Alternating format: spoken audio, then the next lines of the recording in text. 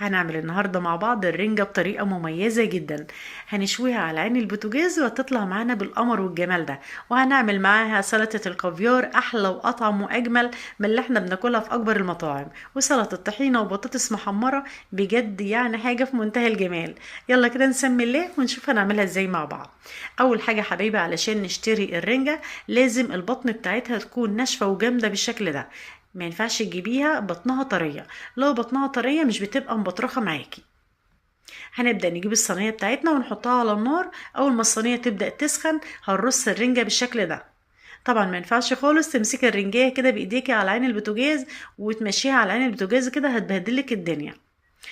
اول ما الرنجه تبدا تسخن وريحتها تطلع كده والدخان يطلع منها هتبداي تقلبيها على الناحيه التانية.